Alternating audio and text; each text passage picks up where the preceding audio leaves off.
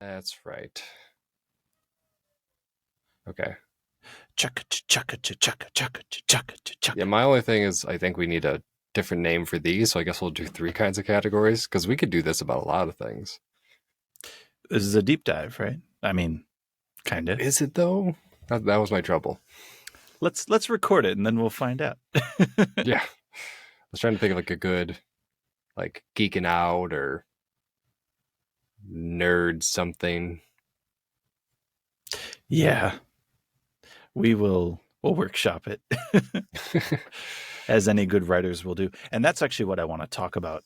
So this episode is a discussion at the very least uh based around Avatar the Last Airbender and potentially Avatar the Legend of Korra as well, the second series of that Avatar Studios as it's now known. So Yep. it is near and dear to me, that's for sure. When I was about 13 or 14, when it first came out, when it was running on TV, I fell in love with it. I've always loved the four elements, the earth, wind, fire, and water deal. And doing it with Kung Fu, sign me up. Are you kidding me? I Yeah, we'll have an get into extensive, how many different things it combines. and that's part of what I wanted to talk about is just the it's funny because it is an incomplete world in a way, and we'll get into that. It's a masterclass in many things. Storytelling, many times over. World building. It's a great world. The ethics of using cultures that are not your own Mhm. is a huge one in that one because the two guys that wrote it are just two cis white dudes, Mhm. and a lot of people wouldn't know that. uh, it's listening to the podcast in Braving the Elements. It's called. Mhm. Uh, is a masterclass in voice acting. Honestly, they talk so much about the ins and outs of their Not just voice experiences. acting, but the entire production of Mm-hmm. cartoons. And I realize even outside of the podcast, when you start digging into the nerddom of Avatar, I almost said One Piece because that's my fandom thing. Avatar. We'll get there. We'll get there. That's why we might need to make a category for these ones. Um, but no, if you just get into the fandom in general, a huge part of it is understanding the production because that's what makes the show so good. So a lot of the like fandom lore is the production stuff. So you learn a lot about voice acting, executives, how networks work, how episodes are created, animation. Like Mm-hmm. it pulls you into it because that's what made the show what it was, and you immediately find that out once you start digging. Precisely. It's not just a novel they wrote that they said, let's hire people to read this out loud. It is Mm-hmm. not, it's so much and so many decisions have to be made. Animation is nuts because we have in our imagination what we'd like to see, but to actually make that happen for viewers to see, that there's a lot of things that have to not happen. A lot of choices they make, a lot of hard choices in these kinds of shows. Um, and Avatar is a really good example of that. A lot of their stuff, it started from a sketch. I mean, Mm-hmm. I forget exactly which. So Brian Konietzko and Michael D. Martino are the two creators of Avatar. I forget exactly which one is kind of the more progenitor one, but it started with one of them having a sketch of just this little bald kid with an arrow, and he had a cool looking staff. And Naga, actually, from Korra, the polar bear dog, was the Mm-hmm. first animal in that sketch. So again, that's exactly what I'm talking about. Is a lot of things they had thought they would put in didn't come till later, or never came at all, or changed how they looked. The other sketch was it was Aang riding. He was going to be a bison herder, air bison herder. So Mm-hmm. this is before anything. He just drew this sketch of like, wouldn't it be cool? One little scene, and the bison looked similar but very different. They had like curled horns, which turns out is a nightmare to try to animate all the time. So they went with the straight, bison horns, or the more simplified versions. And yeah, just all those little things. Finding the voice actors. Aang's voice actor does not sound like that anymore because Not even close. no, and the kid was a kid. He was literally Aang's age. He was like 10 to 12 or something. Yeah. And now he's a professional cameraman mostly, but he's on that side of the production of things now. And you have people who've done voice acting for a long time. That show, I always joke, that show has more Easter eggs than Jesus Christ. Yeah. Like, It's just nonstop. yeah. You think you know it all, and then it's like Skyrim. I'm a huge fan of Skyrim, and like you think you know every corner of that game, and then you like stumble into something that's like, oh, that's an Assassin's Creed reference. Oh, that's a Portals reference. Like it's all there.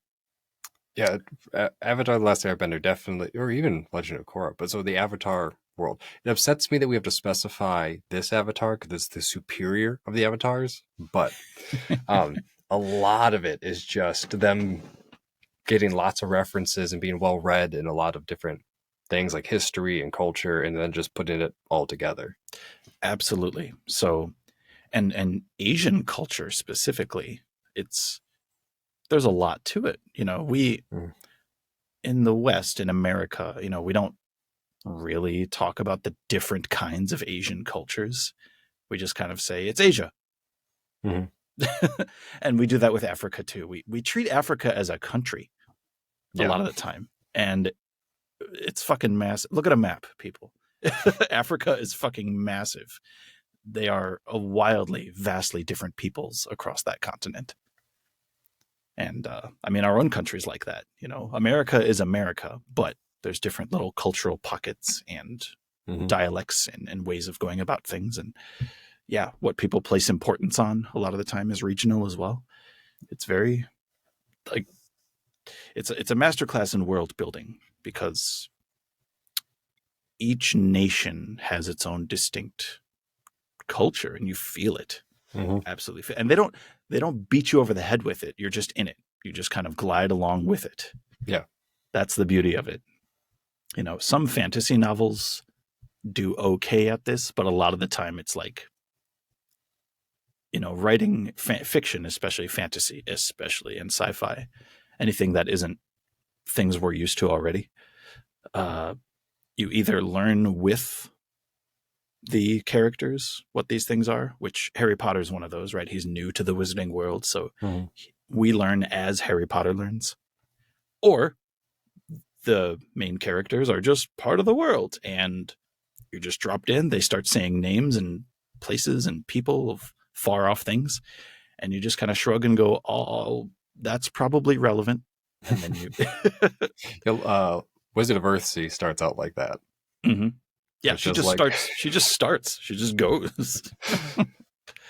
So, and they do such a good job. People talk about the first episode or the first season, really, but the first episode of The Last Airbender of Avatar. If I say The Last Airbender, I never mean the movie. That doesn't exist. So, well, it's one of my favorite things is that it's the animated version, the true version, foreshadows that happening with the play. Yes. The Ember Island players, we're going to jump around a little bit. I guess, spoiler alert, we're going to talk about the whole thing. The show's been out for forever. Watch the whole thing if you haven't already. We're not worried about spoilers. This is just if you've watched the show and you either want to geek out about it a bit or possibly learn some like fun tidbits without having to listen to the whole Braving the Elements podcast or reading all the wiki pages. Just Precisely. One condensed, here you go, just a dump of Avatar excitement and information. Absolutely. That being said, we do have comment sections and we do invite dialogue and just general excitement. This is amazing. On a side note, like I make the shorts to try and like get dialogue, sometimes just as questions, sometimes as musings, sometimes like I play the fool to like instigate a little bit. And then one of our videos popped up on my personal TikTok that I use for scrolling, and I triggered myself. I was like, "That's not right." So now I got to go. System works. Yeah. So yeah. So that was an interesting experience. I love that. Is it like when you're? I do this when I play with my like young, nephews and stuff. he got it when he was 4. He got a game that had dice in it, just like 6-sided die, and we rolled it, and like just to kind of help teach him, but also just have fun. We roll it and it's like a 3, and I'm like, so is that a 4? And the kids like being smart, so you're just like, no, Uncle Matt, that's a 3. Like, God, you're such a moron.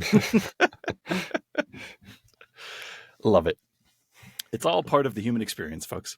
Mm-hmm. So, but yes, so if you have things, there's a couple animes and fictions and sci-fis that we'll engage with. As examples, I did a thing about like what sci-fi future do you picture, and I was expecting people to list a bunch of different ones, and it was mostly 40K. And I was like, I don't think that's what the future will be, but I can engage with this. I know this. Dune. It started with Dune. It'll get back to Dune. It's all Dune. Yeah. But it's such a, like, that show just means so much spiritually as well. They touch on big ideas in a very digestible way. It is a Western anime, right? Yeah. That's the thing. Like, it's not anime as just a thing, but if you just called it a Western anime, it makes sense. Mm-hmm. Yeah, the official studio is Korean, like the actual drawers. The animators. Yeah. Yeah, the actual animators are Korean. They also animated the ones who did Korra, because Korra, I think, is like the peak animation of that. Obviously, because it's the latest and they like knew. If you look at season 1 of Avatar, it's a bit rough. And then season 3 is when you start getting the really cool stuff. The final Agni Kai of Zuko and Azula. Mwah. People study this show for many reasons. In school, not just like, oh, it's so cool. No, it's like, here's how you do it well. And they present certain scenes from that. So it's really fun, going back to the voice acting, how a lot of the characters developed their voices. I listened to the voice of King Boomy. When he describes how he does it, it's so good. Right? Yeah. He knew this like elderly, like old money guy, American aristocrat type who did talk like that, because that's just how he just had this kind of voice, and this is how you spoke, my boy. But it wasn't high. It was a little bit lower, right? So he talked in like a normal tonality, but with that pretentiousness. Yeah, my boy, like when we go to the art studio, like that, like kind of Brit type. Well, I am. What's that called? That has a. What's that accent? I'll think there's a specific American version of it, but it's to let you know that I'm of the educated class. But then he talks about how he's like, okay, I need to make it whimsical. So I just take somebody who is very well educated and wants you to know and just slowly raise the voice so it's a little more funny. Yep. That's just it. A little unhinged. Yep. And that's exactly, listen to that. Don't leave this podcast right away, but go listen to that, because if you like voice acting or want to know how it's done, they don't just show up and read. That's not true. Zuko, I've been listening to the podcast, but Zuko's voice actor, that's just how he sounds. That's true. Yes. And when you have a distinct voice, you just get to use it. Because nobody sounds like Dante Bosco. Nobody. Yeah. It's amazing. So, and the story of Iroh's voice actor, Mako, who's just he was just a huge, Asian American actor. He kind of trailblazed a lot of things. And Zuko talks about this because Dante talks a lot about this, because Dante is American Filipino, I believe. And, it kind of talks about this show a little bit, how they do it really well in representing other cultures and fantasy cultures. Yes. But let's be honest, it's very obviously Asian, with respect and dignity, and just not even mentioning like that they're borrowing it. It just is, and it's done well. It's truly inspired by. Yes, absolutely. And that's the way to do it, rather than just things that a lot of people normally do where they just rip it. And, although they almost made the War Hungry Island too Japanese, which is funny. They're like, we can't. They said they didn't want to make it like just one single country one because creatively it's better to like add the tidbits to make it more unique. But they're like, oh, it'd be offensive. It's like, but it also would be accurate for certain time periods. And they don't shy away from that really. If I had to say it, Japan is the Fire Nation, China is the Earth Kingdom, Tibet is the Air Nomads, Mm-hmm. and the Inuit, more or less. I don't want to. I know the least about those cultures, so I don't want to, Yeah. butcher anything. But the Well, Inuit, the or Alaskan okay, types, you're jumping continents. It would probably be more likely like the up to Russia, right? Still Asia. So right? Who? Mongolians and Yes, there's a whole tribe in the east side of Russia. Like there's a whole sovereign, similar to how we have sovereign nations of natives. sure, Um, they have whole sovereign things where it's like you technically a part of Russia, but we're not going to bother going out into those freaking wildernesses to right, establish anything. right, yeah, and yeah, I don't really know much about that part of the world, so it'd be good to just. It makes me feel better about knowing the show so much by knowing its sources, and I have basically I have every published piece, including the cookbook. There is a cookbook. Well, I got that and the One Piece cookbook. Nice. That's excellent. So, but my favorite thing in the whole world, like house is burning down, I grab this, is the art book from the Yeah, original everyone talks series. about that. Yeah, It's just wonderful because it shows those original sketches and concept art and sceneries. It shows everything, and it has their notes and things about what they think. and it shows how collaborative how collaborative the process was for them, how collaborative it can be in general, um, but also like specifically that they were open to it, right? Like they wanted to be the best. It wasn't about their idea. They're like, we kind of just want this kind of thing, but we want to do whatever it takes. We'll listen to anybody who's an expert because like Zuko wasn't supposed to be in it. Toph was supposed to be a guy. Like a bunch of the like key things. Uncle Iroh wasn't his uncle and was a bad guy. Like Mm-hmm. there's a bunch of things in the first scripting that they're like, this sounds good to us, and then other people were like, we're new, so we'll take Right. advice and feedback. Yeah, because they were new in writing that kind of show Mm-hmm. because they had worked on things like mostly comedy animations. They Mm-hmm. worked on King of the Hill and Family Guy, amongst others, but those are the two probably biggest ones. The reason that they got their foot in the door to do their own show was their involvement in Invader Zim, because Invader Zim was such a small team. They had a much Mm-hmm. bigger role in that one, Yes. which is crazy. That was talk about the Easter egg. Like I would have never guessed. You put Invader Zim and Avatar next to each other, like by the people who made Invader Zim, Avatar. Yep. Other And than the you fact do that they're once in a both, while, you get some of that crazy in there. other than the fact they're both out of place. Other than I guess with Cartoon Network, they do some dark and crazy shows. But okay, I gotta talk about one of my favorite. This could come later, but it's the favorite fact that I learned: how the calendar works in the world of Avatar. Okay, go.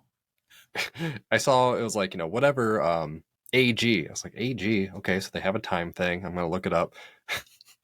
So it's a kids show, right? It was a pitched for a younger audience. The calendar is literally before genocide and after genocide. That is the calendar they count by. Yep. And they don't shy away from it. They don't like beat you over the head. They just, all the airbenders are gone. And then they go to Aang's temple. And yeah, they're dead. They died. They were murdered. You see a dead one. Yes. One of my favorite tidbits. I have never or like bought any of it, but there is or was an Avatar trading card game at some point. There's always that stuff. Yeah, yeah. Money grab. I mean, um, and they have like character cards, and some are characters that aren't in the show, but I think they're canon characters. I've read nothing to disprove that the They keep, characters on the cards are not canon. unlike some franchises, they keep their canon pretty tight. They do, yeah. So there was an airbender who basically sold out, like betrayed them. So in 300, that one dude showed Mhm. the Persian army where the like goat path was to like get around to encircle the 300. Like there was an airbender version of that I was because gonna make those mountains were not supposed to be climbable by foot yeah, necessarily. and like in any population, it's gonna be somebody disgruntled. I was gonna make a joke about incels, but like the air nomads aren't celibate, but they have that kind of like it's not important because they're monks. Yes, you do see that when in Aang's flashbacks. So the old air nomad culture, because there are the new ones in Korra. So we're going to discount those for a second because that's a whole nother, it's a whole nother thing. But Aang's air nomad culture it shows that they're just people. Some take it way too seriously, some don't. Gyatso and Iroh would have been such good friends. I love it. Uh, maybe not in Iroh's younger years. We'll get to that. But there are people, when they tell Aang he's the Avatar, which is too young. They're supposed to do it at 16. They told him at 12 because the Fire Nation started to colonize. And they're like, well, we need the Avatar to stop this, but he's young, but we need him. So we're going to, force grow him, feed him a bunch of rare candies and go to the Elite Four. And it turns out, was it at that point, 20,000 year tradition is a tradition for a reason. Yep. Yeah. Now it's this whole thing of like, well, if Aang hadn't run away, he wouldn't have been like all these if then things. It's all in the monks. The monks ruined everything by telling them too soon. Right. But stop. They did it for a reason, right? They're like, well, we need him. And you saw like the elders, there was the one sitting under the umbrella who seems to be in charge, who just kind of makes the hard choices. There's the angry one with like the Billy Goat goatee, who is kind of the asshole. He's like, you should never have fun ever again. You need to train so you're ready. We need to weaponize you now, kind of a thing. And then there's Gyatso, who's like, he did his training. He needs to live his life. He needs to be a complete and whole person for this to work. Which it shows the flawedness because, like in the Last Airbender, they portray the air nomads as like great, but like again, a tidbit is the Avatar world is 20,000 years old. As of big things happening, it existed before then, only for a little bit, but it's 20,000 years of Avatar cycles. So the monks thought they were so smart that they knew what was best, that the Avatar tradition, by breaking a rule that probably had existed for thousands and thousands of years, but like, well, we're wise sages, so we can make this decision. And it was a terrible decision. Yeah. You do see a lot more of the airbenders and their culture in not the graphic novels, which are awesome, but those are more present. The novels, the story novels, the written novels of Kyoshi and Yangchen are really cool. So there's 2 for Kyoshi. There's 1 for Yangchen. 1 is coming out, I think, in September. So there will be 2 for Yangchen. And it shows the air nomad culture a lot more. And they are generally revered a little more than the rest. Like the other nations revere them as super spiritual. Think of how we just feel about Buddhist monks. You see one walking, kind of like, oh, you have some sort of respect for that. Like, yeah. At least I do. I'm not going to put words in anyone else's mouth, but like in general, you kind of respect their position in a way in the world. Well, they mind their business, but everyone respects that because the other 3 don't mind their business. That's for damn sure. At various points. Yeah. And that's huge. So it all just boils down to, and they show this in the 3rd season especially, but they're just people. Like everyone is just people. And it's funny because Aang became beloved, and Korra, like Aang fans hated Korra, like the character. Yeah. Because she's nothing like Aang, but that's kind of the point. Like Aang is the Avatar who wanted to be a normal person. Korra loves being the Avatar, but needs to learn how to be a normal person. Mm-hmm. Right. Well, So and Aang's a normal it's person who has to be the Avatar. Korra's the Avatar who has to be a little more normal. yeah, yeah. Yeah. So that's the juxtaposition. And there's a lot of that. And each character is interesting and nuanced and has their own journey, which Mm-hmm. I think is awesome. There's a lot of character growth. Zuko's is probably the, most drastic Which and again inspiring. is crazy because the Zuko Iroh development and like thing is probably one of the biggest things for the show. And Iroh wasn't supposed to be that character, and Zuko wasn't going to exist. So like, Imagine the show without Iroh. I couldn't. I just couldn't. well, imagine him being a bad guy. That's true. Maybe he'd That be a that really good one.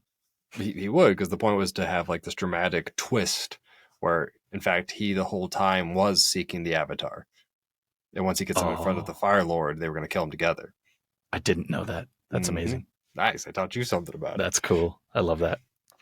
That would have been terrible. Like it would have been a heart wrenching twist, but the show wouldn't have been as popular because, like, Yes. No, we all need the sage archetype in our life, and Mhm. Iroh is just The supreme sage. Yeah, he really is. Because unlike other sage characters that typically only get little tidbits, he's constantly there. Yeah, absolutely. And sometimes there are definitely moments where he shows his strength, his wisdom. We know he's wise. Hmm. The funny thing is, he's not even the most intelligent, really. Delectable tea or deadly poison. Like, Yeah. which is a very Taoist thing. The Taoists were not into intelligence all that much. Wisdom, definitely, Mhm. and those are two different stats. So, and he plays that really well. Now, he is pretty intelligent too. He tricks the earthbenders that capture him in season 1. That's a couple tactical. times. Like he's a Yeah. great tactician. Which, he was the only Fire Nation general to break through even one of Ba Sing Se's 3 walls. So, Mhm. yes. We could talk about him for 2 hours straight. Like Iroh has a backstory that we only kind of hear about in passing. And I don't know if they had planned to go into it more or if they planned to go into it later. Like I could see a whole series about Iroh's story. Yeah. Well, I mean, if Iroh had ascended to the throne, the war would have ended. Yeah. Like that's part of the thing. Absolutely. And is it Sozin? Mm-hmm. No, that's the one in between, because there's Ozai. Sozin was Zim was the one who started the war. right. So there's one in between, right? Because Azulan. Yeah. You can tell that he's starting to like tire of it, and Right. you can tell this when oh man, I have a hard time with the names, but the guy who becomes the Fire Lord, Zuko's dad, Ozai. Ozai. When Ozai's like, he failed and stuff like that, and then his dad, the Grand Fire Lord at the time, was like, his son died. Like, Right. you like, he's my first son. His son died. Like, that's a forgivable thing. So you see in his old age, he starts to soften, and that's why Ozai's like, no, we keep the war going. But it was already going to start moving that way until Ozai like rekindled the efforts. Right. And it's funny because like Ozai is the big bad, but he's kind of one-dimensional, right? He's conniving, he's tricky, he's cunning, he's a lot of things, but he's kind of just a narcissist. Mm-hmm. Like he's really just bent on the whole world domination for himself thing. Who makes a huge ceremony to call himself a new thing? I'm now the Phoenix King. Which doesn't make sense why Zuko's mother was with him. Like that's one of those things that just seems incongruent. There's a comic about that. That was arranged. That's an arranged marriage. Yeah. So, and I forget exactly why, some political thing here and there. I'd have to go back and read that or look. But there is, the circle does complete. Like Zuko does find his mother. Spoilers, but that's a comic. You have to read that comic. So there is a Zuko's mom arc which they were going to put into the series, but Yeah. there's a bunch of stuff they're going to put in the series, but between how hefty the production was for it and wanting to keep they wanted to keep a certain like timeline of like the beats of things, and Hmm. they added any other thing, it would lose its momentum. And you hear many writers talk about this. I love listening to interviews with writers because their process is it's hard. It really is because they have this grandiose idea, maybe not all the details, but they have this like grandiose thing they want to achieve. And you got to make some hard choices because not all of it's realistic in the present. You can Mm. save these things. A lot of characters you thought were going to be something either don't fit in the story anymore for how it's going, or they have to be recycled into different kinds of characters, or One of my favorite tidbits yeah. is Momo was originally Momo 3. Yes, this show was supposed well originally conceived of as a sci-fi Because was it DiMartino was the big Cowboy Bebop fan? I believe so. One of them was. Yeah. Yeah, I don't know which is which. I love Avatar, but I'm not like a big fanboy for the whole stuff behind it. Um, so yeah, it was supposed to be a sci-fi, and the reason they greenlit the Cabbage Man was because of Cowboy Bebop. I know that story, but this sounds like I'm bullshitting. I know it, but could you Well, explain it? because there was a guy that kept appearing in all the various places throughout Oh, space they would go, and he's like, they that's kind would of a fun thing. yeah, they would space travel, and this dude with a cigarette would just be there. Yeah, Hmm. I So remember what? that. Yeah. Well, so when people were like, like the cap, they weren't planning that, but people liked them. They're like, oh, it'd be cool to do it like the Cowboy Bebop thing. So if there wasn't for that, like they were into that, you would have never gotten that joke out of the Cabbage Man. Yes, and there's a ton of that. Seriously, there is. It's amazing. Mhm. Uh, I'm trying to think of any other ones necessarily. I don't know. There's a bunch of animes that, like some of the groundbreaking animes that they were into. I haven't watched them, and I can Oh, remember the names. one I know for sure is Fulikuli, FLCL. Fulikuli.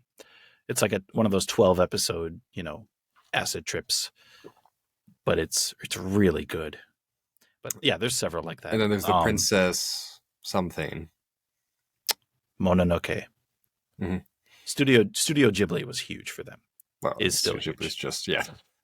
It just is huge. But it definitely Princess Mononoke and Spirited Away were huge influences on Avatar. And it's pretty obvious once you watch those movies. You're like, oh yeah, I see where they got. Mm-hmm. It's like reading Dune and then watching Star Wars. Be like, oh, I Yeah, see. and I see which where you got that. Star Wars was an inspiration, Lord of the Rings was an inspiration, Harry Potter was an inspiration. And the thing about the show, like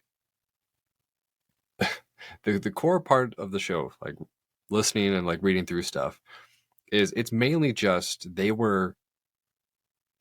had an idea and they got so excited about doing something that they pulled every inspiration that they had. Um, but they're like, okay, well, I'm inspired by all these other great works, so I want to do something that's worthy of like basically the inspirations. Like they want to pay respect to every culture, every reference, every inspiration. The episodes could take 9 months for a single episode to come out, or like to be done from writing to finish. So they just poured in this like it's got to live up to the standard of the things it's inspired by. Precisely. Yeah. And it shows. Like if you do the work, it that amount of you get out what you put in, and they manifested that kind of success. Not Mm-hmm. with the intent to do so. They just wanted to make a quality product. But And not it even just like, it oh, we want worked. the show to be good for like, people to watch. They wanted it to be um, in that category, right? They did want it to be talked about in that kind of way, or at least like done at that quality level, right? It wasn't just, well, let's make a great show. It was let's make a show that has all the elements of one of these things, and they didn't think they were doing it. Yeah. And it honestly, like you're right. They did succeed in that because now when people list their inspirations of storytelling, Mm-hmm. this is usually up there. Yeah, but And they it's didn't feel that way when they were doing it. They're like, oh, like if only we could, if only we could do this and hopefully we could do that. Like if we're not there, then all of a sudden, like it turned into that, which was their intention, but they did not think they came close to it. Right. And that means they did it right. Like Mhm. that's an indicator. Artists, creators of all kinds feel this. When you're that good, you don't feel good enough. Mhm. it's it's a stupid thing. It's that divine dissatisfaction they call it. Yeah. When you're that good, you don't feel like it's any good Mhm. usually. And not in like a, some people get crippled by that, but a lot of people recycle that feeling into fuel to apply more quality and just gotta just try to get better, get Yep. closer to the sun. Yep. And it's awesome. That's how the good shit happens. That's, as fans, as creators, like we all appreciate that, seeing that. So it's just a show that you can be like, you're just happy it exists. You don't even have to like it necessarily. It's just such a quality, unique show that you're just happy it exists. Mhm. And it's funny that you mention all those inspirations. Good artists steal, right? And all those inspirations, and taking all of those things that aren't, quote unquote, aren't theirs, and making it into something. It makes a new thing, a new inspiration. It's amazing. Well, it's probably one of the most uh, diverse compilations of things, right? Because like in Legend of Korra, the Tree of Life is Norse. Um, so it's like they pull all these pieces together, and like I don't I don't know of any other thing that's so encompassing. Obviously, it's primary inspirations were Asian cultures, but they pull from everything, uh, Absolutely. and then make it smooth. The thing is, it's seamless. It doesn't feel like I didn't. Why the tree of time. Um, yeah, when I saw the tree of time, I was like, okay, yeah, like the tree is like a thing, but it fits so naturally and whatever. I wasn't like, oh, they're definitely doing the tree of life, because it's not. It's it does the same function, but in such a fitting way that I didn't put the pieces together immediately. Yeah. Yeah. And the show, I'm going to talk about that a little bit, because the show in general does such a good job of talking about both sides of the equation. The yin yang symbol is, you need dark, you need light, you need both. And it does such a great job of showing that in very subtle ways, or in way over the top climactic battle type ways, like in Korra, Okay, where the spirit of good and the spirit of evil actually duke it out. okay, now time for like fanboy discussion. Juan ruined everything. Yes. They were in perfect balance, so the world was neutral, and Yeah. then he separated them. He got tricked. Yeah, but it was perfectly balanced. He made it unbalanced. Then he becomes the Avatar. They put is it Batu? Vatu is the bad one. Yeah, Well, they imprisoned Batu. yeah. But basically, it was like, okay, things were perfectly balanced. Now things are, well, okay, things were mostly chaotic, then perfectly balanced, then uh they locked away, so it's like mostly good. But what we paid for is, okay, things will be mostly good, but when things get bad, they get real bad. Yeah. Yeah. And think about it, like this is real. So nature is slow to change, but quick to correct. And that quickness, when nature becomes quick, it gets violent. You know, Mm. think of all those horrible things that, tsunamis and hurricane, all the big nature deals. Those are very fast and very violent, because it's nature quickly snapping the rubber band back to its original place. So slow to change, but very quick and violent to come back. Yeah. That's how nature works. And that show does a good job with it, because you can't, Rava, the yin spirit, the good spirit, talks. Is it yin? I always get the two mixed up. But Mm-hmm. well, Well, on the cosmic level, they're the same thing. So, but she does talk about how she's very blunt with, like, even if he's imprisoned away, like, a part of him exists in me, and eventually it will come to pass that he comes back through me. It's cyclical, and everything is one. and so it's Well, and cyclical. that's one of the things that makes all the characters dynamic, is because every one of them has like faults and then struggles with and through the faults. Yeah. Aang, Mr. Goody Two Shoes, he lies. He hides away. He's a bit of a coward sometimes. Mhm. You know, And he takes the airbender avoidance thing like a step too far. and just constantly like puts things out of mind. Like he says I saw a compilation where he's like, he learned like not to be violent, and then shows a compilation of all the people he's probably killed. I know when he that's one thing that I think was a mistake in the show was he says he's never killed. And it's believable except for one part in the desert when it's when Appa goes missing, he's pissed off, rightfully so, and one of the buzzard wasps, one of the big bees, tries to take Mhm. Momo, and he literally cuts that thing's head off. You don't see it really, but he's flying away. It's a speck in the dark, in the speck in the background, and you see Aang whip down with his glider and create an air blade, and you see two pieces fall, and then you see Momo return. You could argue maybe Momo is one of those pieces, but it's not. It's Well, there's another one where he knocks somebody off. I think it's at the other air temple. He knocks somebody off the cliff. They're not an airbender. They're falling straight to the ground. oh yeah. Like, that's the only other one where it's like he throws a bunch of people in water and stuff, and it's like maybe, maybe not. Right. But he threw somebody off a mountain. It's like Batman, right? You don't like he might not kill them directly. Mhm. Oh, or that happens in The Incredibles a lot. Dash, little 10-year-old Dash or however old he is, like he kills people. He causes the death. They explode, and they're dead. It's like when the people in like the saucers are chasing him on the island. Yep. Yeah, he causes them to like crash and explode, and like they're dead. But he's a hero, so it doesn't count. Right. Well, and that's just it, right? Like we get this like weird good guy thing, but they're really good at showing. I think Zuko actually never kills anyone. Like quite pointedly, never really harms anyone unnecessarily. Mm-hmm. So it's funny how this is the yin yang, right? Like the bad guy, at least in the early seasons, Zuko is really good.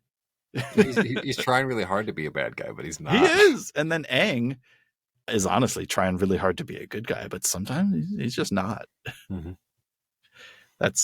Yeah.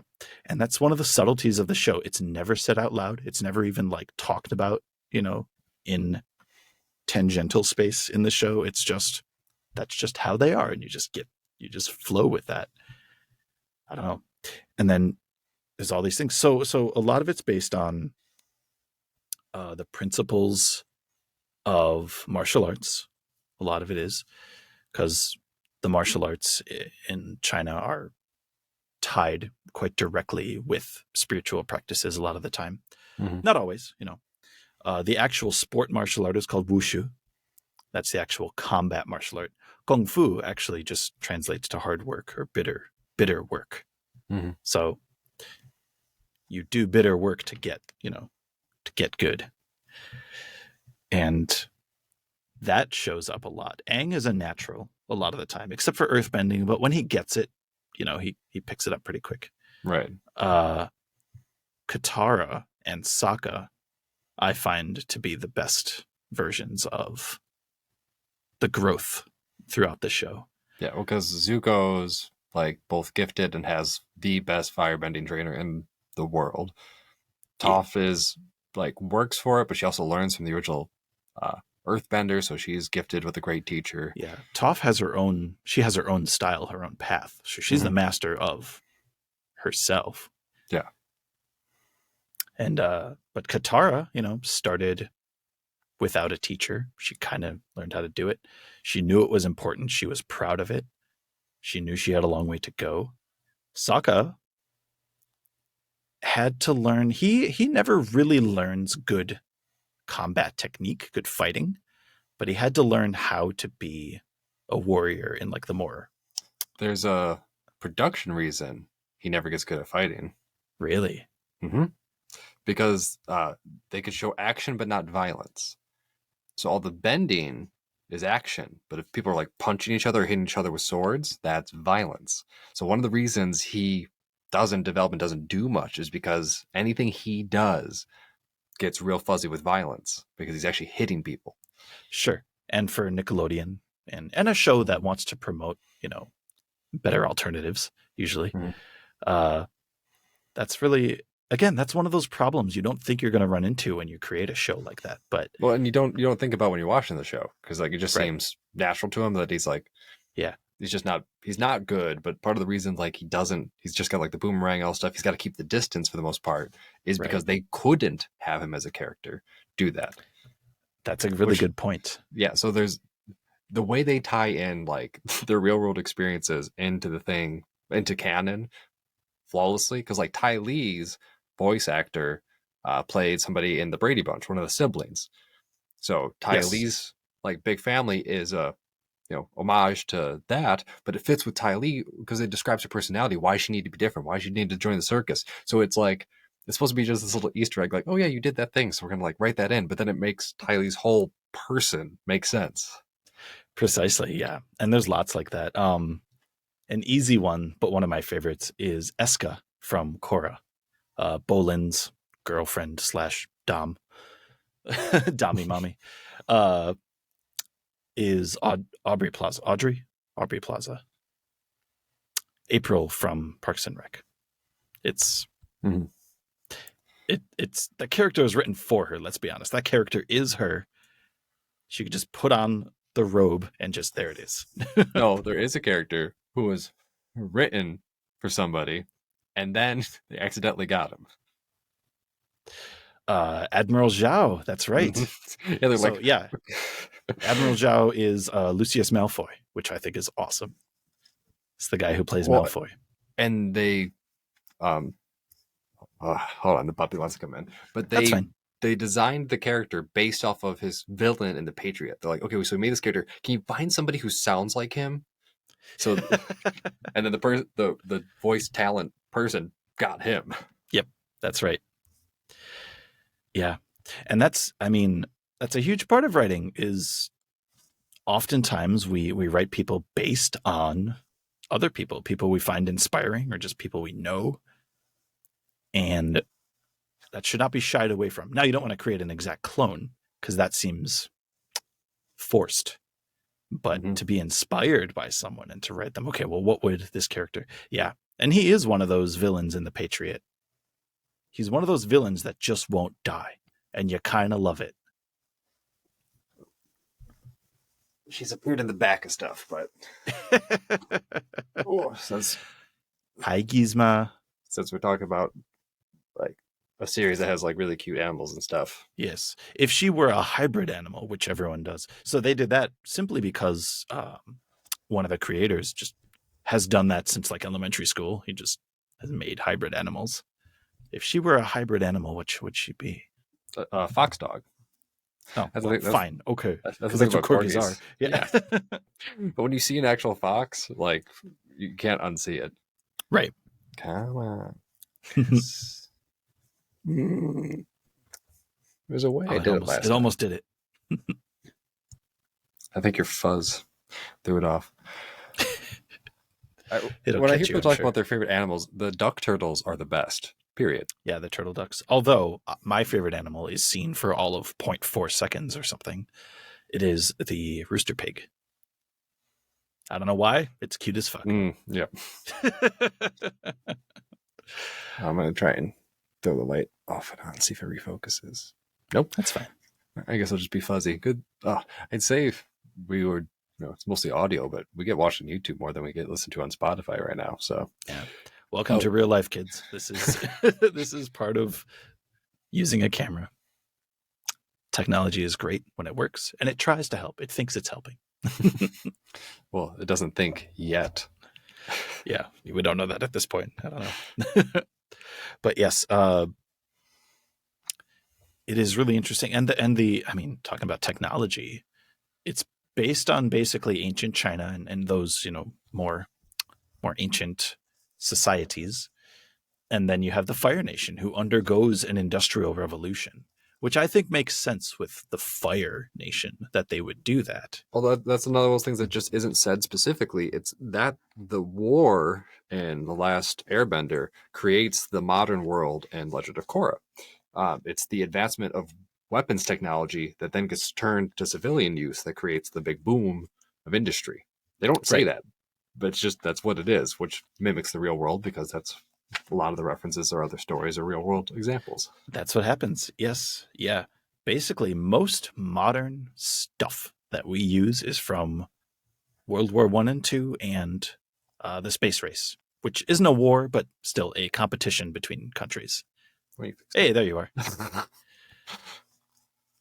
So yeah, it takes that kind of we'll just call it competition to keep it general. Mhm. You know, in order to advance motivation. things. Motivation, yeah, pretty much. And it's funny because Sokka he just invents the submarine. Like Mm-hmm.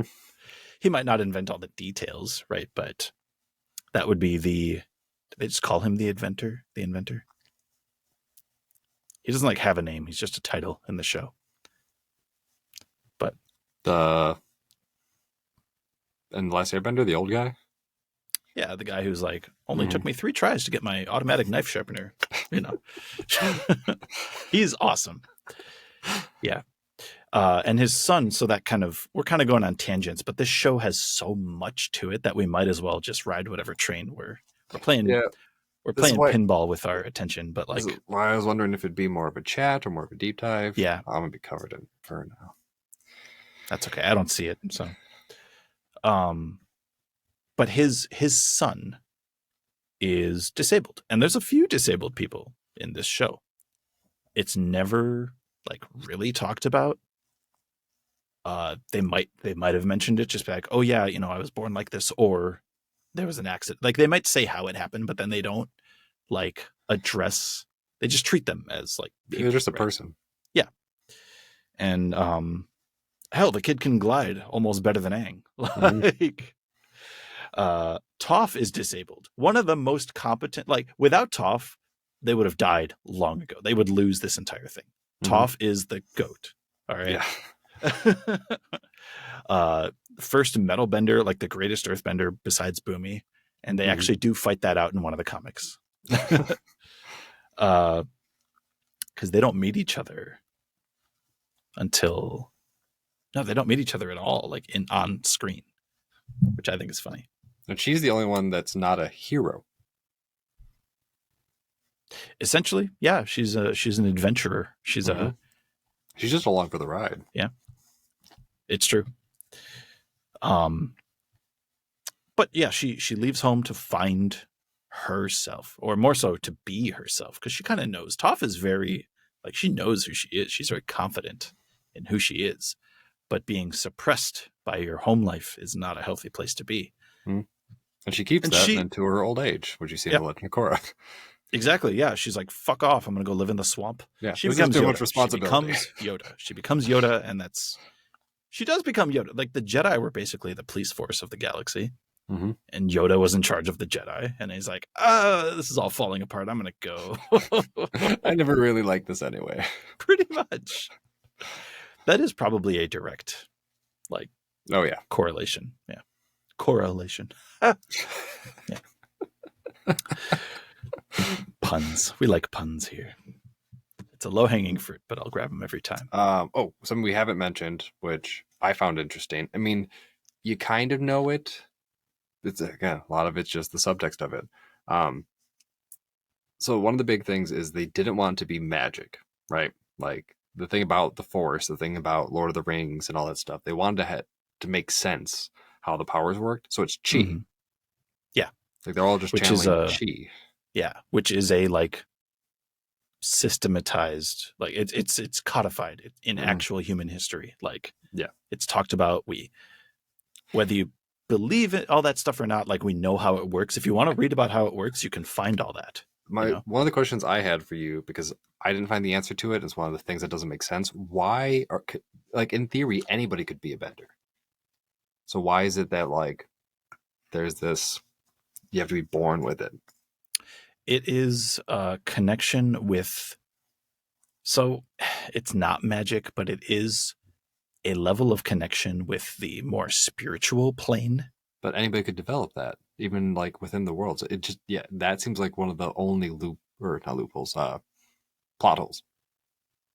Potentially. Because every human could learn it from the original, like, animals. They don't specify that there wasn't people who could. They made it seem like everybody could, especially during the spirit wild days. Like anybody who Yeah. left got them, so everyone had the potential for it. You can make the case that it's Did they? I don't know. I mean, people did leave, yeah, but the lion I turtles don't. granted it to everybody who left because it's the only way they could survive. I just put you down. It I could be suppose. this could be one of the Lord of the Rings references, of like the spiritual stuff fading from the world. Mm-hmm. Well, and then that would make sense because in the time of Korra, when the spirit world gets drastically reconnected to the world, because it was the airbender, the air nomads resurface in non-bending people. mm-hmm. So it's something genetic gets unlocked. Something it's based on their spirituality somehow. I think it's more of like the world thing, right? It's the magic in the world because Right. Again, it had been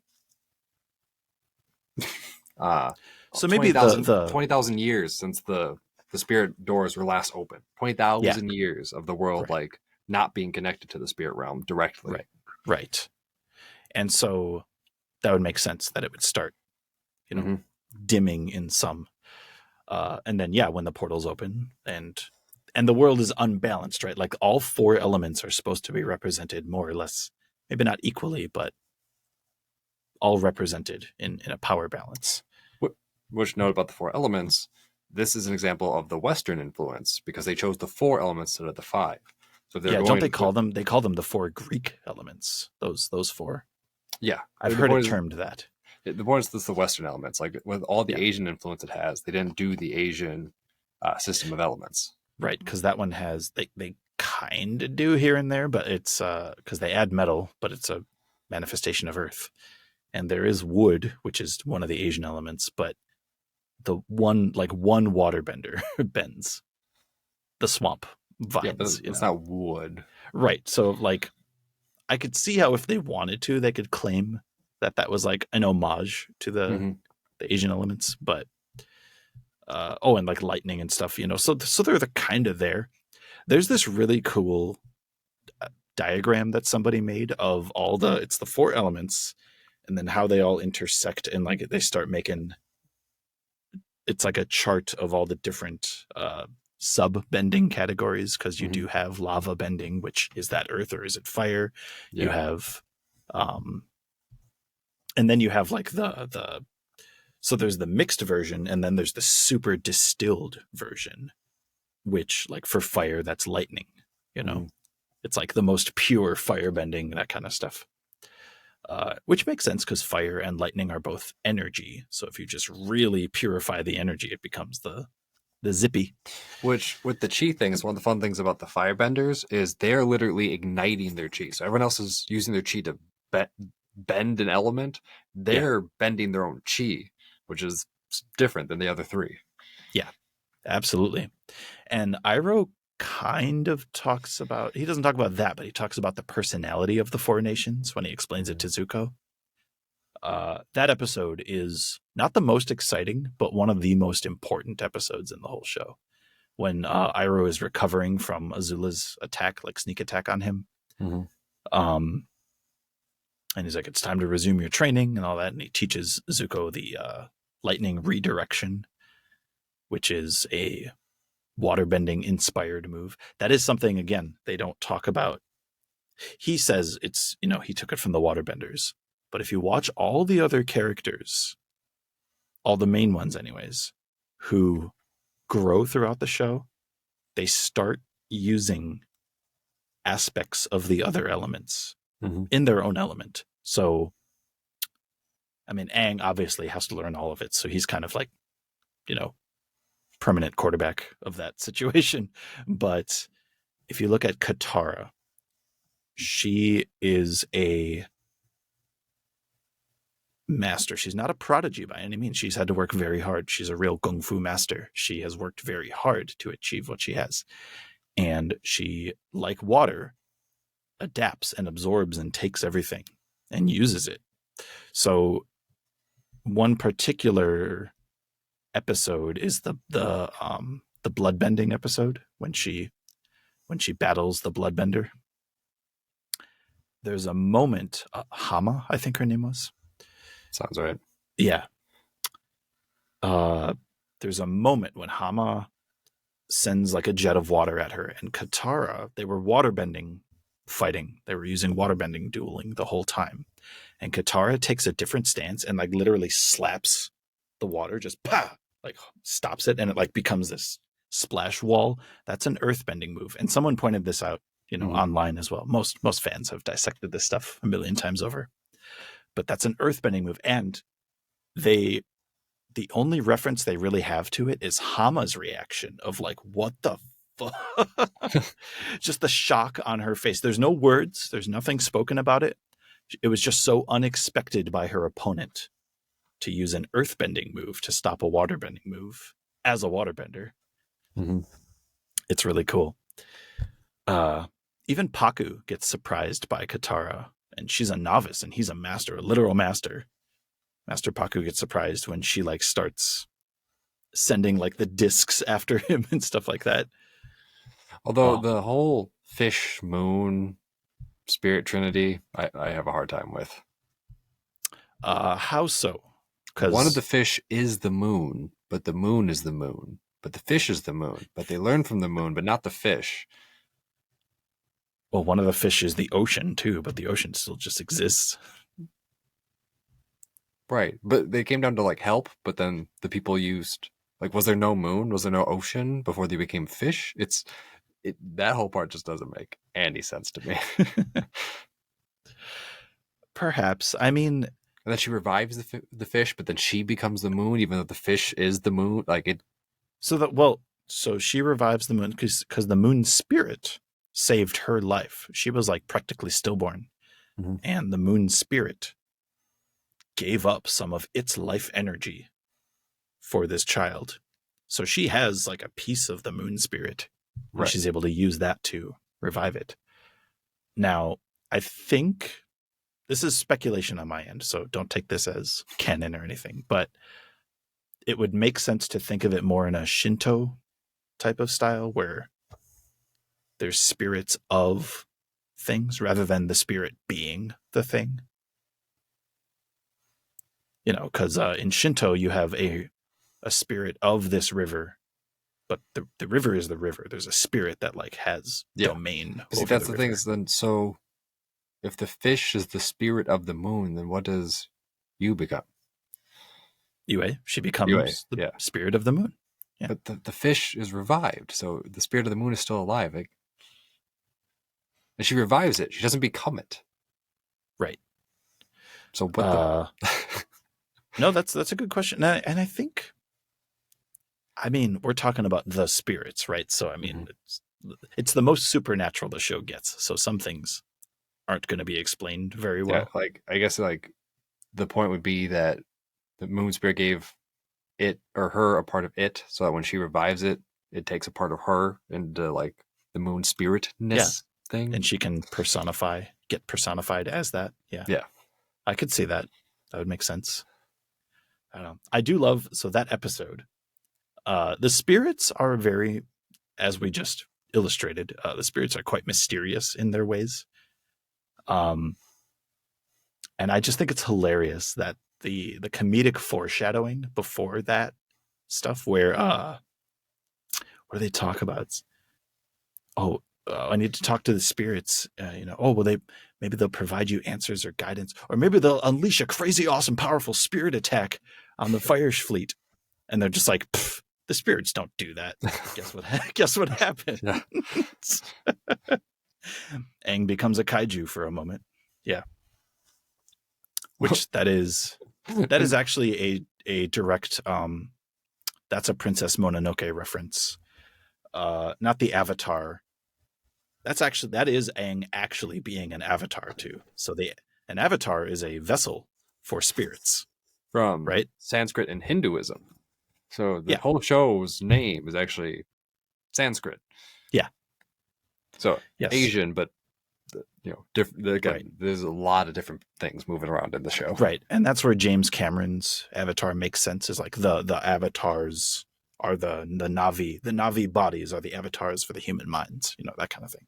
Yeah, it's a weak example because the avatars from the world of Avatar are actual avatars, Right. embodiments of the light spirit. Right. Yeah. So, um, yeah, Because it's I think just it translates to bring down. I think that's one of the notes I wrote. that would make sense. Kind of like a magnet. Bring down or come down, I think. Yeah. Where are my notes? Avatar. Descent. Okay. Descent.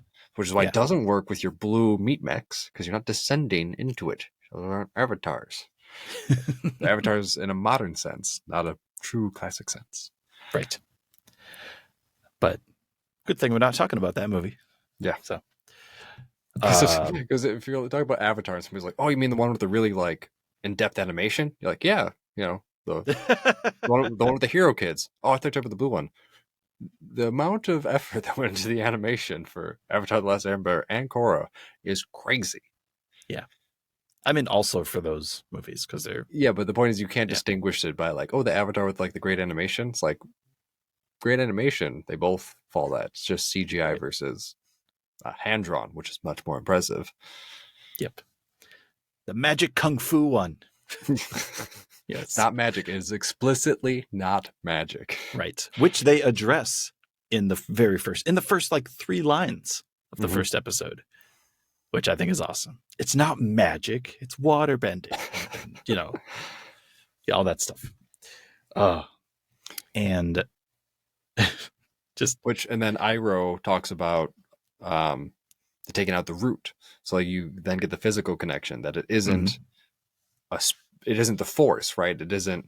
Well, it's not magic, but it's just kind of this spirit woo woo woo. It's like, no, it's a physical thing. You physically have to develop. It's your body. Yeah. And Toph explains this to Aang really well.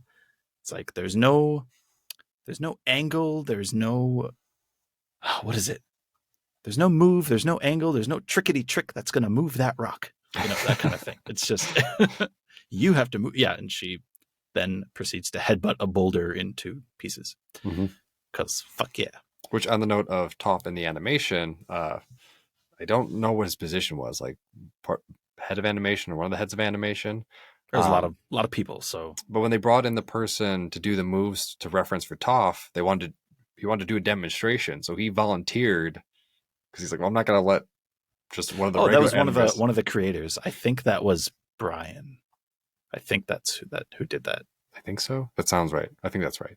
But like he gets hit, like spar level hit in the chest to like show the rest of the animators what it's like. Yep. Yeah. And I wanted to talk about the martial arts. So the reason I fell in love with this show is because of it's martial arts based. And I was heavy into music is my like kind of career passion, more or less right now. But when I was in high school, martial arts was like neck and neck with, band and orchestra, things like that. I loved it. I was a little tidbit about me. I was a junior world champion martial artist. So boys under 18, I was in that category, world class level. I worked real hard at it and it was awesome. And I had some of the best teachers in the world. So basically I was a huge martial arts nerd. And so when this show came out, I was just like, this is for me. This show was made for me. Thank you very much. So I can't tell you how many times I would practice in my basement and I had the DVDs. And I didn't buy the box sets. I went to Target routinely to just check, is the next 4 episodes out on DVD yet? I built my collection that way. And it's awesome. I highly recommend fans of the show to purchase the DVDs and listen with the director commentary. Listen with the commentary on. I should do that. It's really good. You get sneak peeks. I'm surprised they don't have that on one of the platforms. Yeah, I'm not sure. I guess it's one of the reasons. Well, they might when they have the full Avatar Studios thing up. You probably can stream it or buy it from the website, because I don't Right. think, other than somebody ripping it and putting it online, I don't think there's a official source I to do haven't that. found it. Yeah, I haven't found that. They're just on the DVDs at the moment, from as far as I know. But I you don't get know a if I lot of could. cool stuff in real time. That's what I love Mhm. about director commentary. It's in real time, so that you get to this scene, and they're talking about the scene as the scene is happening, which is really Mhm. fun. But yeah, I can't tell you how many times I just watched those. I listened to interviews with like musicians, especially the early musicians back. I literally wore out the record listening to this, listening to this. And like, I'm pretty sure a couple of those DVDs are unplayable at this point because I would just, it's awesome. Uh, the reason I mention all that is because they do a little tidbit. They used to do these like little 30-45 second sequences like between the shows or as commercial type things of like behind the scenes with Avatar, and they'll show like the voice actors doing their thing. Or my favorite is when they talk about the actual martial arts inspirations for Mhm. for the bending, because you can tie directly to specific styles of martial arts. Earthbending is Honggar Kung Fu, which is rooted stances and very just strong movement. Uh, Firebending is the Northern Shaolin style, which is very dynamic. As you see, they do a lot of jumping around and flips and Which stuff. example of change? The original pitch was everyone was going to do Northern Shaolin. Right, right. Um, yeah, which is would have been cool, but like, aren't you so glad that they're Yeah. different? Oh Yeah. yeah. Um, Waterbending is Tai Chi, which very much ties into like Flow. flow and water, and Tai Chi is directly related to Taoism, Mhm. with which uses water as a prime example of the Taoist way. Mhm. So just it all just makes sense for it to be Tai Chi waterbending. And airbending is Bagua, which is also directly related to Taoism, using the I Ching, which is older than Taoism, but a Taoist text at this point. Mhm. Uh, and the trigrams, it's the yin yang symbol with like a diagram representing all of the different. There's a lot to it, but Yeah. it has yeah. There's so much, because the I Ching is I Ching. I Ching. I Ching. Yeah, the I Ching is a textbook. It's not. Yeah, It's not like the Tao Te Ching where it's these like poems and like little verses. It's a textbook. The I yeah. Ching is a textbook. But yeah, so it's visually represented in a diagram of sorts, with the yin yang symbol in the middle, and you have different symbols circling it to represent various aspects of chi flow, and thus Mhm. that's. I'm going to offend someone with how shitty of an answer that is, but that is. Uh, so Bagua is a martial art based on that, and it has circular movements. So that's why they chose it for airbending. It's very circular, very dynamic movement, Mhm. and it has a lot to do with um, evasion and avoidance of attacks. You see a direct example in season 1 when Aang is captured. I think it's in the second episode, second or third. Aang is captured. He's on Zuko's ship. He he escapes. He's searching for his staff. It's in Zuko's room. Zuko traps him, tries to fight him, and Aang slips behind Zuko and places his palm on Zuko's spine. Mhm. And he's like behind him the whole time. That's a real Bagua move. So they decided not to stick too traditionally with some of the martial arts because, one, that's limiting, especially for the myriad of options available to you as a bender, right? Mhm. But also because it's really fucking hard to animate. Like that's Yeah.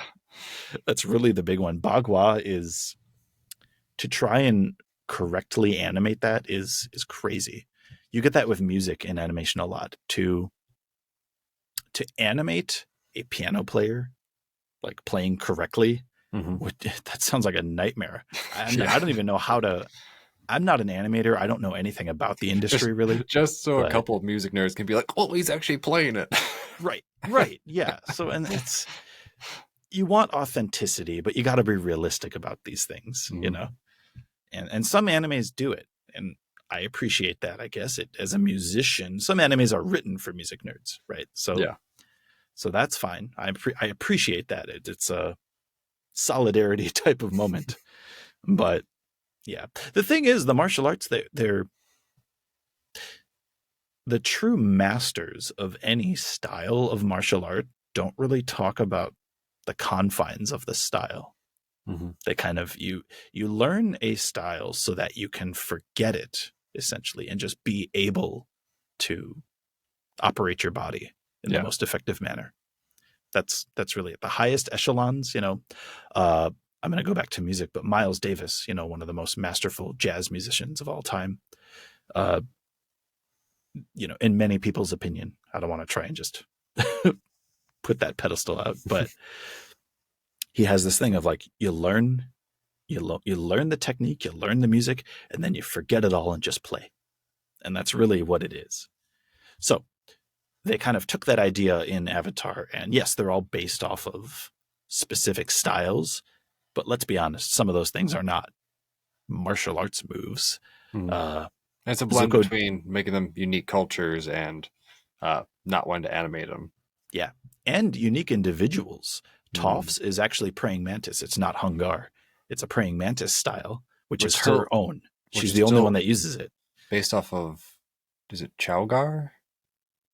I wouldn't remember. I don't recall at the moment. It's another Gar, so it's the praying mantis in that one.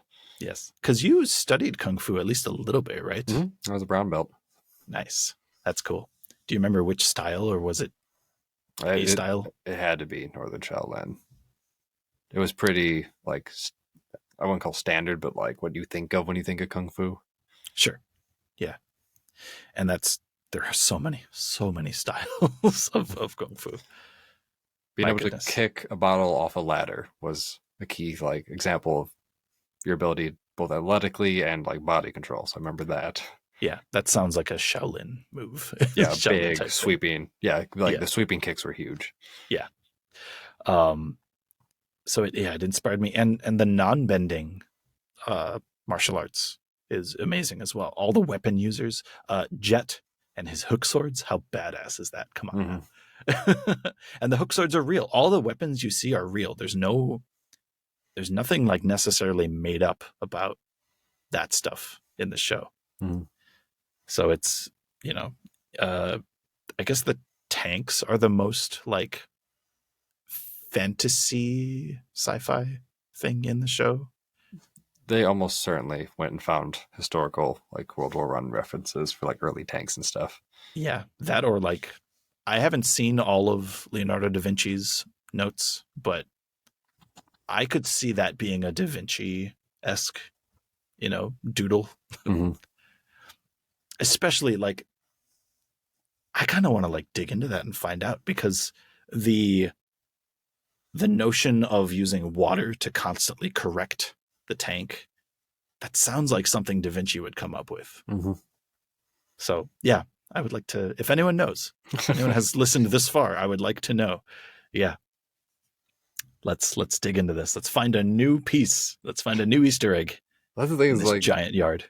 For sure, not all the references and Easter eggs have come out yet, because they, for some reason, they don't seem very forthgiving on it.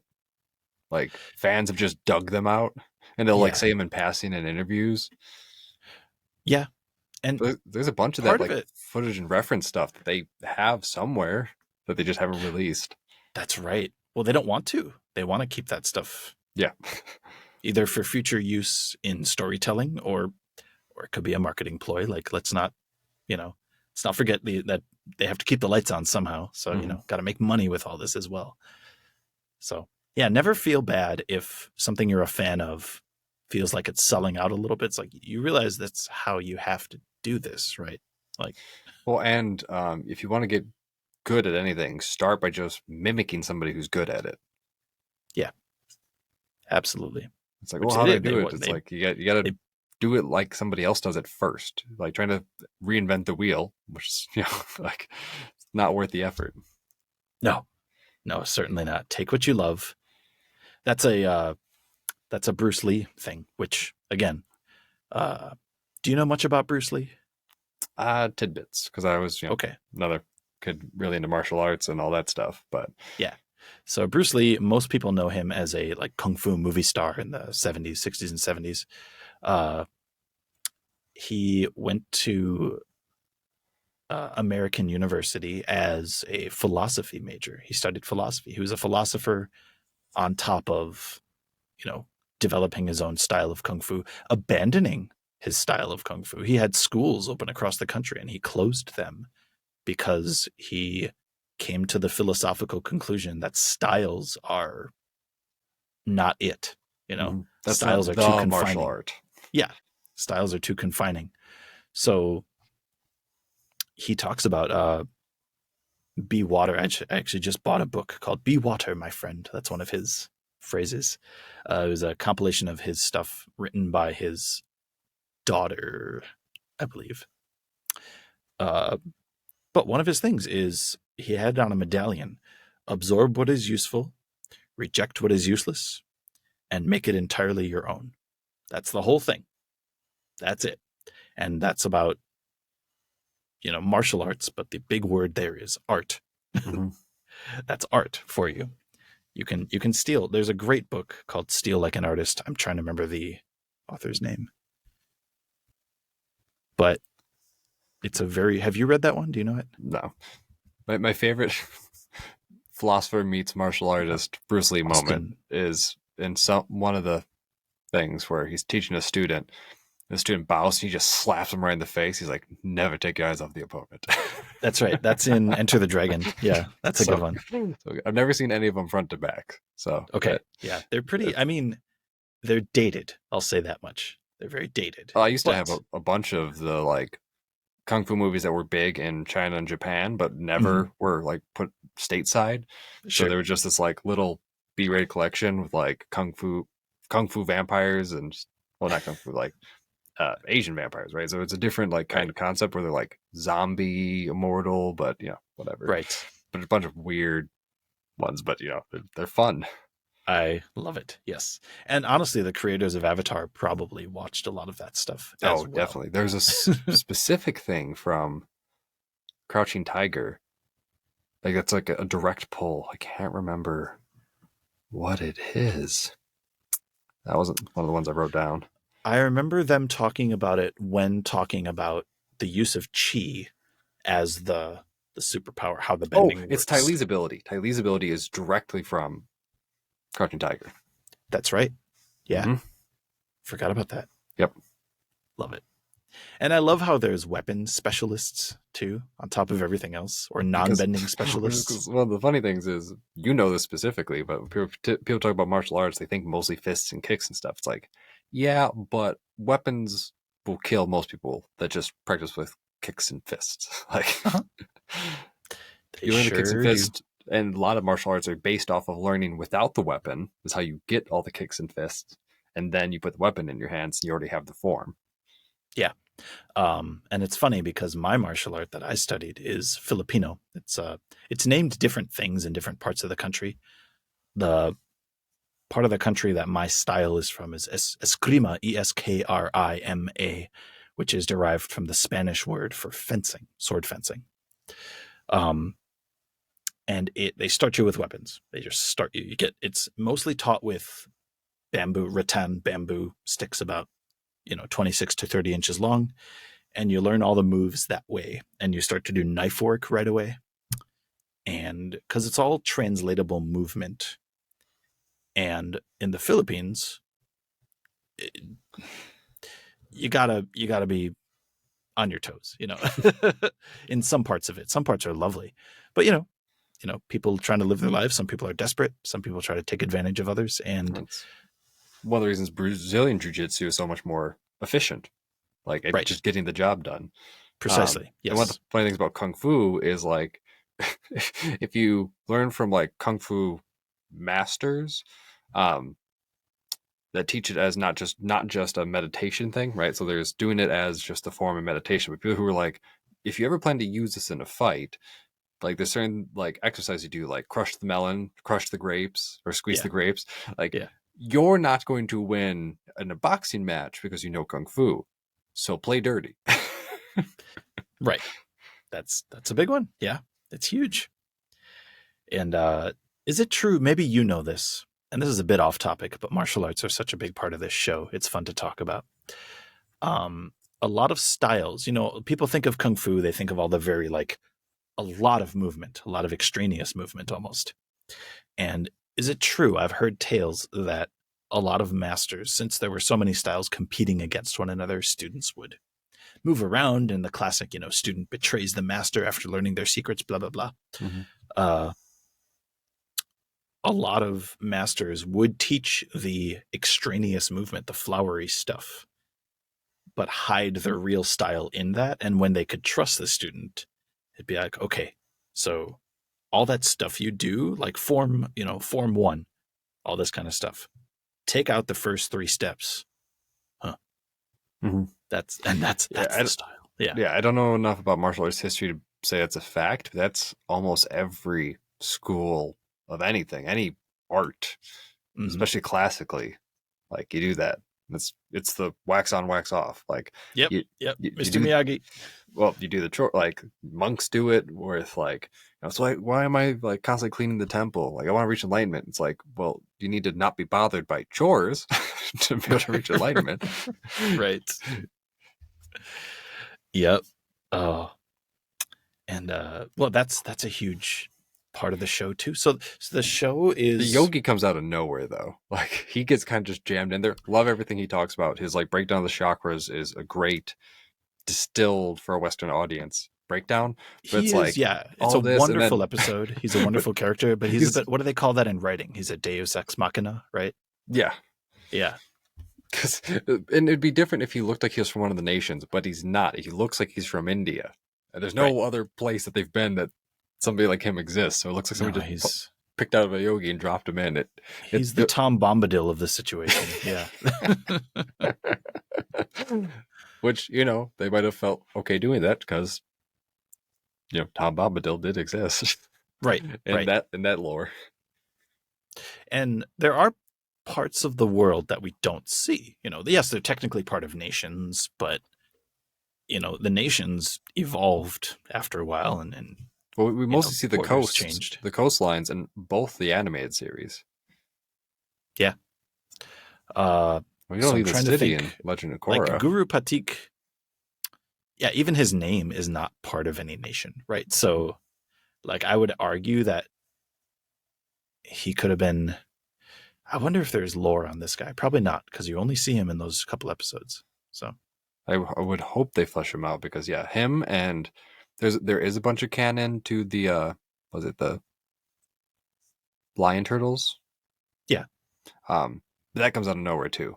It's like, what the f is this? Right. And you find out through all the world building, like, oh, okay, let's get a big integral, but there's no build up for it. It's just, oh, by the way, boop. Right. Yeah. It is. Yeah, there's a couple of things in there. They just the end gets rushed. They have to force it a little bit, yeah. Mm-hmm. Which they do it as, in my opinion, they do it the best they can, right? Because Aang still, when he's on the lion turtle, he just thinks it's an island, and he's just racking his brain about how to do this his way. What was it? It was like one of those Tumblr post memes of,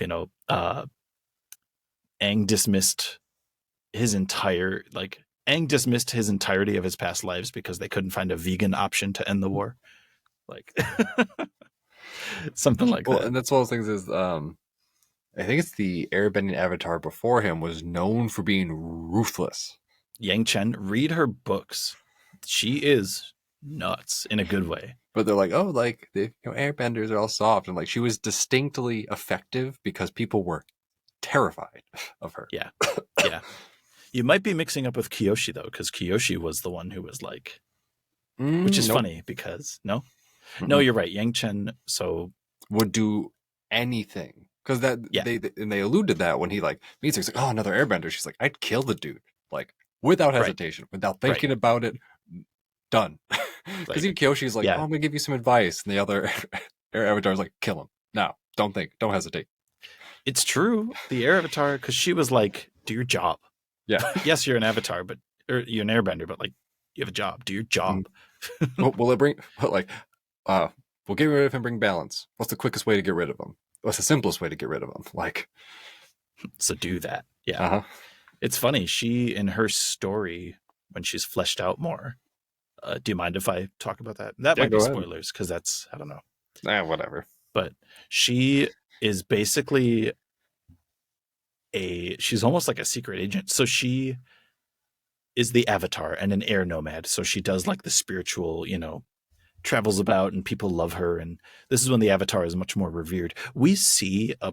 In the show, we see a different culture because Aang has been missing for 100 years. Mm-hmm. So the culture, the prestige around that position has gone. It's died out because those generations are gone. Mm-hmm. So it's been it's been 2 generations without an avatar. So all the traditions around having an avatar are, they died out. So we get a very different view of the world than how the world has been for the last 20,000 years, like you said, Mm-hmm. or at least, around that, because those traditions probably were built up over time. Yeah. But in Yang Chen's story, there is a lot of like, they're celebrities, they can't go anywhere without being noticed type of thing. And especially on an air bison, because, air travel is pretty noticeable in that time. So she does all that, but she actually has like a network. First of all, she has a disguise kit. Like she loves disguises. She does. Yeah. And she's sneaky. She plays the part of the airbender avatar. Well, and then she has a network of spies and like agents and stuff. It's because what I amazing. read from the notes on her, was that like she again back to she would do what worked. She's like, okay, just muscling everybody only works like with me present. She's like, I need to work within the system to make the system work. Yeah. She one of the protagonists of her book is actually a small-time thief that tries robbing her without knowing it's going to be her. But he gets assigned to rob this, prestigious place. Turns out to be the Avatar's, winter estate or whatever it is. And the books are awesome because they describe bending in really unique ways because you don't have to animate it. You just like, he does this and it's this way. And it's really cool. In the Kyoshi novels, some dude, and they're brutal. Like these books are young adult novels, but in the Kyoshi novels, an earthbender takes a rock, puts it on a guy's chest, puts his hand behind his chest, and pushes the rock through his chest. Jeez. Yeah, that happens. That's a real thing. Right? And well, you're like, oh, yeah. They count years by genocide, so Right. Yeah. It's like, oh, yeah, they could do that. That's, yeah.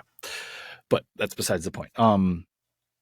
She blackmails this person. She like catches him and like blackmails him to being part of Team Avatar. Essentially, she'll do it. She doesn't care. She's like, you're effective. You tried to rob me, and it almost worked. I like you. I think one of my favorite fan things, totally unrelated, but just with like the personality of airbenders, is the edits where Tenzin says "fuck." Because it fits him so perfectly. It's true. Well, his voice actor definitely like is so perfect. I love is it Jameson, right? I don't know much about the Korra series. J. Jonah Jameson. The guy who wants pictures of Spider-Man is Korra's or is Tenzin's voice actor. Yep. Okay. Yeah. But yeah, because like it would be perfect as a character. It would be Adult Swim level, like fan fiction, whatever. But because it's still technically in the same age group, they can't do that. Yep, it's awesome. There's older edits too of like the original series where people take voice clips and things, and it's one of its. I think it's Katara and Sokka, or it's somebody in Sokka, and maybe it's Aang, and he's like, well, what do you think, Sokka? You're the idea man. And then it cuts to a voice clip and goes, here's an idea. How about I get you a spoon so you can eat my ass? And it's just so, and it's like, if this were an adult show, that'd be a thing Sokka would say. Oh, Yeah, I wonder if now that they have their own studio and they have two generations of fans hmm, like that are just Avatar fans, not Nickelodeon fans, because the kids aren't growing up with Avatar on Nickelodeon. Most of them grew right. up with it on Netflix. Yeah. Um, if they'll start doing more mature anime style stuff, very similar to the I Roman mean, Kenshin Samurai X like yeah. jump. Yeah, my goodness. And I think they will. Korra has definitely started to show that they will. If you think of especially season 3 of Korra with the Red Lotus, holy crap. Like season 4 is interesting because you get the Nazi type character, you get the Hitler type character or whatever you want to call her. Um but season 3 is like she gets fucked up. She gets traumatized and captured, imprisoned, and poisoned and psychologically tortured. Like it's all this stuff. Season 3 is dark. You see someone get the air pulled out of their lungs, which Yang Chen invented, and that's canon. She invented that move. I don't know how they found it, but I suppose it's not that imaginative. It's just taking the time to learn how to do it. Right, right, Like the bloodbending thing, like, oh, like she passed the lineage. It's like you could figure it out if you try. right. Exactly. Um, yeah, and they take all that stuff really far But I in mean, even in the first Korra. Avatar, like the premise sets in genocide. They count years in genocide. You see the results of genocide. You go to Ba Sing Se, and there's a concentration camp. Yeah. Oof. Like you see Yep. animal abuse. Like, mhm. Yeah. Uh, you see familial trauma. You see. Yeah. I mean, the Fire Nation royal family is fucked up. Mhm. you know, Zuko basically gets gaslit for most of it. It's terrible. Uh, Azula even gets like, I don't know if she gets gaslit necessarily, but Azula tries to be her dad to make her dad proud, and dad does not give less of a shit, Mhm. essentially. So yeah, she's a tragic character. She's a great villain when she is more or less the villain, but once you learn about her, she's very tragic. But see, on the fire vacation thing, Mm-hmm. like they like build a little backstory, but she's like, but I'm me. Like I've always been this. It's not until you start to pity her when she starts losing it that you're like, oh, like, Yeah. Although, I mean, I'm gonna expand on that because if you think of think of those folks. I just got done working with a bunch of teenagers in a marching band, and it's all types of people, and you get like the kind of class clown types, and there's the type of people that really dig in to being that way because they know they're not with it. You get the people who are,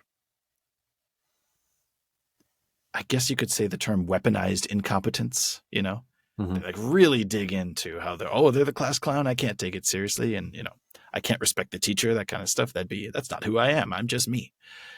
But really, they're just masking the fact that they feel really inadequate.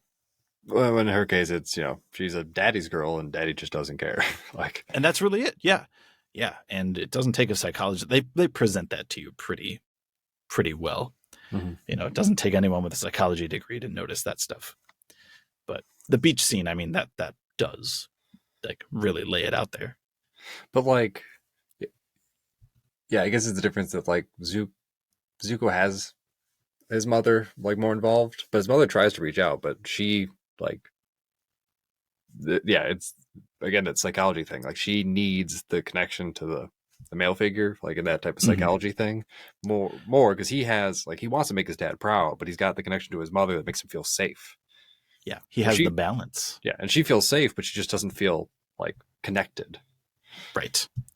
Yeah. And so that's where you have both of their issues coming through. Mm-hmm. And why they fight, why that final fight is so poignant, right? And Zuko does get a father figure, Mm-hmm. whereas, Azula just really doesn't. Mm-hmm. She doesn't have any sort of parental figure. So she has to grow up kind of fast. Like she becomes a master tactician. She wins against Ba Sing Se. She takes Ba Sing Se, the only Fire Nation person to do so, and she's not even in the army. It's and she's just always striving for more, and she's very assertive. She's had to grow up fast. But She is Zuko's little sister. But she also doesn't have a point that goal. There's not a thing she's trying to reach specifically, Right.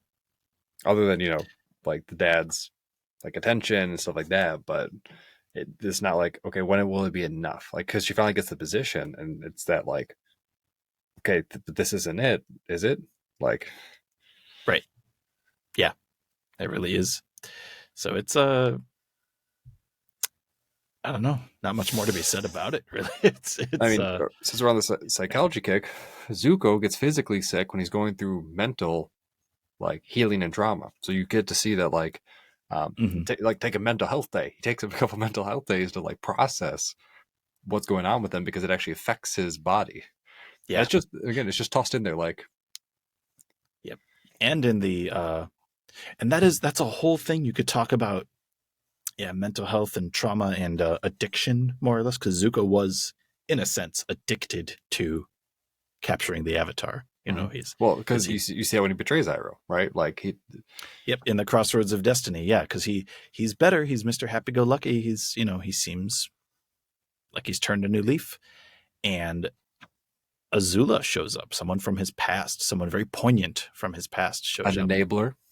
Yeah, truly, and he easily falls back into old habits.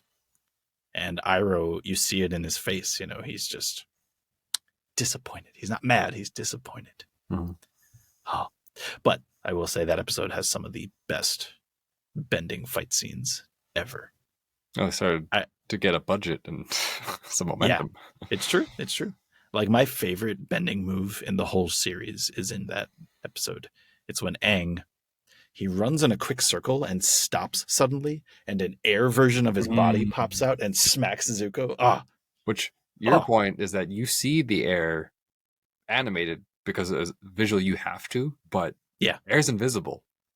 Right. So Zuko doesn't see it coming that way. Yes. And he just gets pwned for a second.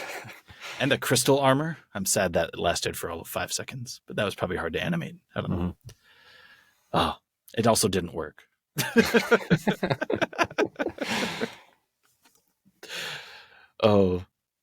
But there's just so much to unpack with this series, and you could talk about any character for any length of time. That's the thing. So we're trying to encapsulate the whole thing, and that's why we're just doing stopping short. Surface level facts and surface level, like, cool, interesting bits.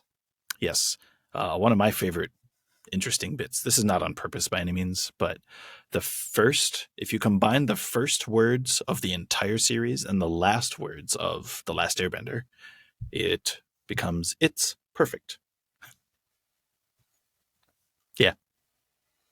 Because Sokka, in the first episode, the first words you hear, besides Katara's intro, but the first dialogue is, "It's not going to get away from me this time," when he's fishing. Mm-hmm. And the last dialogue is Toph when Sokka draws everybody, and it's kind of shitty. Sokka's shitty art is my favorite, like, running gag in the whole thing. Anyways, Toph is like, "Well, I think you all look perfect," and everyone laughs, and then they go kiss on the balcony. But those are the last words heard in the show. So the first word is "it's," the last word is "perfect." I get a feeling that wasn't intentional. No, it's not. It's just a thing a fan like pointed out, and everyone's like, "Oh." Very Tao for it to all come together like that, though, because there's the only thing I think is comparable is One Piece, and One Piece isn't even done. Mm-hmm. Oy. One thing I want to talk about parallels to other shows. One thing I just want to insert forcibly. I've been talking about music for a long time, but the music of the show is iconic. And it's not even hugely orchestrated. There's some interesting instruments. A lot of it's done electronically, or using, there's a few interviews with the composer, and he like multi-tracked. He had a friend who played, trombone or whatever, and just multi-tracked him doing some stuff. The sungi horn is not a real instrument. It's like a composite of instruments, which I think is really cool. So a lot of the soundtrack is done only through the power of electronics and through, what do you call that? Mastering? No. Where you mess with music in the computer. Editing, producing, Yeah. synthesizers. Yeah. Synthesizers, producing, whatever you want to call it. Just the magic of Hollywood. Yeah. And it's really cool. But like, the music is very iconic. It uses motifs. Mm-hmm. So you have certain places are mentioned, certain people are mentioned, and Which you hear their little. I read a thing that they use the motifs at the start of every episode for something that happens in the episode, and I don't know if that's true or like I just haven't noticed. I have never noticed that, but I would believe it. I could believe that. Rarely is music not on purpose, like, because music is one of those things it's done after most other stuff. So usually everything in music is on purpose. Yeah. At least in a show. I will watch it again, so I am going to pay attention. Yeah, definitely. But Iroh's thing is 3 notes. It's the do done on the little flute. Yeah. Like, he you and just he has hear two, that, and yeah. And he has 2 songs that depict who he is as a person. Yeah. Like just between the 2 songs, like you get the entirety of the dynamic of Iroh. Yes. You get his happy-go-lucky Taoist sage dancing for his dinner. The girls of Ba Sing Se, which is obviously an Earth Kingdom ditty. So that even alludes to him just absorbing whatever he likes from wherever he wants, and then of course the leaves from the vine, which just breaks your heart. Yeah, because awesome. If I hear the Girls from Ba Sing Se riff, it's immediately like an uplifting spike of emotion, partly because of like the connection to the show and stuff. But yeah, I heard an instrumental version of Leaves on the Vine like come on my playlist, and I just felt my heart drop. And I was like, oh, and I didn't realize what the song was at first. I just felt the feeling hit me first. Yeah, the more you learn about that episode, the more your heart breaks. Because it's the last. The letter is him saying, I will see you soon when we win. Yeah. Yeah, that's not a newly written like memorial thing. That's like the letter he had for his son. Yeah, the last thing his son sent him, saying, I'll see you soon. Yeah. There is, let's see, there's a few things. Mako, the voice actor of Iroh, the original voice actor of Iroh, that episode was the last thing he did. Like, straight up, before he died.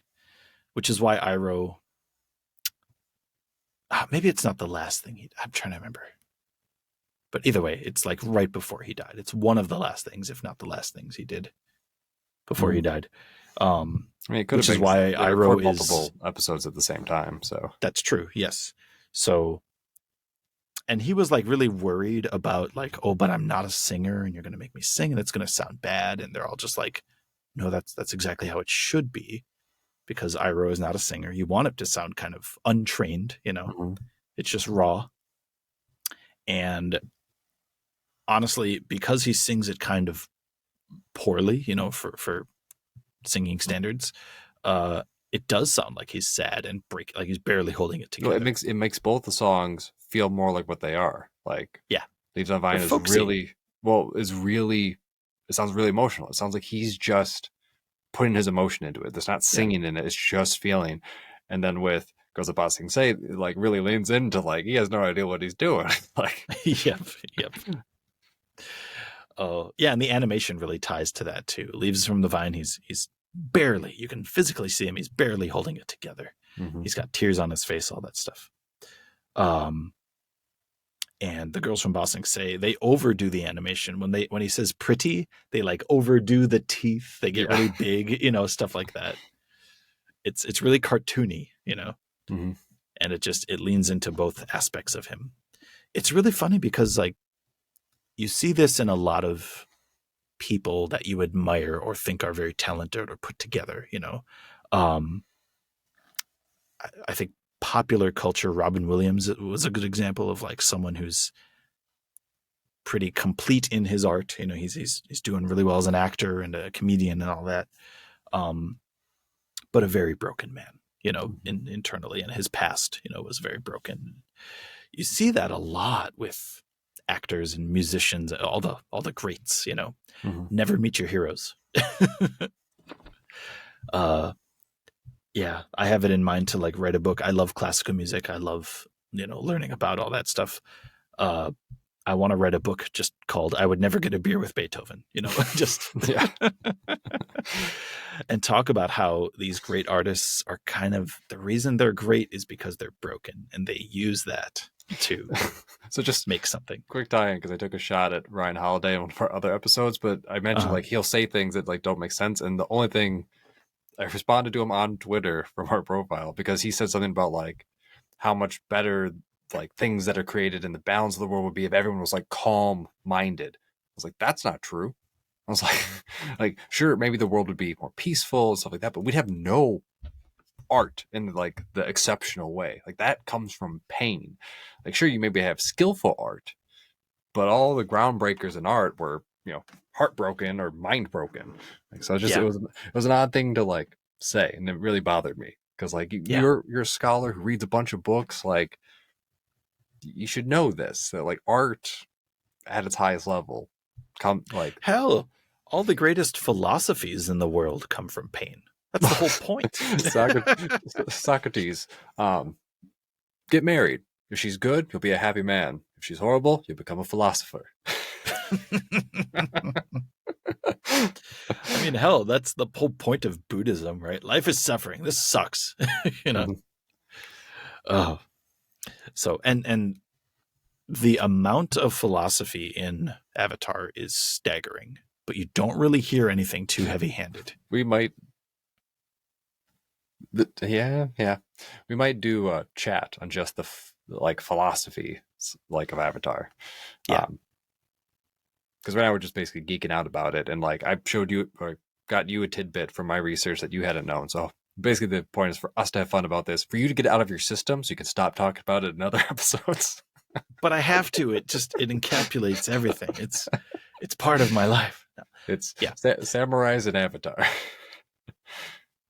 I like what I like. All right, we're almost at the 2 hour mark, and so far, every time we've hit it, we start getting shaky. So That's fine. It's a good mark for us, anyways. I think this is going to just be a bonus episode, unless we come up with a name for our nerdy ones. Because I'd like to do one for One Piece. Mm-hmm. We could do things for like Lord of the Rings, Dune, Warhammer 40K. So we might make that a separate category. Sure. If you've made it this far as a listener, I mean, let us know. Hi. So, yeah. It's one of those let examples. us know what we should talk about. I mean, Michael and I, our big thing, we love to learn. That's the Metametheus Project. If there's anything you would like to learn about or have people talk about with enthusiasm, we'll do just about anything. Like we both like learning. Our whole thing is we're curious. We can become curious about anything because if you dig into anything enough, it becomes interesting. That's true. So absolutely, yeah. We'll so let us know. We'll just keep talking. So if you wanted to go a certain direction, let us know because we've got over a year's worth of ideas already written out. So we've got no worries about the things that we can talk about. But if there's things, that you'd be interested in knowing more, if you could explain to a fifth grader the mechanics of how a computer works, not a fifth grader. Okay. If somebody could explain to me how vinyls work, not just like, the needle vibrates, like the actual mechanics, like the physics of it. And if you can explain to me how computers calculate, like I get that they calculate, but yeah, if you're really, really good, like explaining computer technology to like a physics level, and if you can explain the physics of how a single needle produces multiple frequencies, we'll bring you on because those are my two big things that I haven't figured out yet. But yeah, Yep. long story short, if there's anything you'd like to hear people talk about enthusiastically or would like to know more about, we love learning and sharing what we learn. So Absolutely. Yeah. So if you know deep level physics like that, or history, obscure history is important. History is important, you guys. And if you have a lot of knowledge about an aspect of history, I just let us started, know. well, and like to make it not even one of those, I just followed somebody on TikTok who just goes into details about architecture, like talks Great. about how things are made, talks about like the fine details of it. And I watch every video they post front to back. I'm not an engineer, like I don't have anything to do with architecture, but I'm just, oh, this is exciting. This is interesting. Absolutely. Yeah. Because there's something engaging about everything. You just got to look. Just Well, got to look. it's the Tao. If you look deep enough, you Mhm. find the Tao. That's what it is. It's true, though. All right. On that note, we have come full circle. So, Flameo, Hotman. all right. And, oh, right. It's a Bluetooth mouse. So I need to click it and then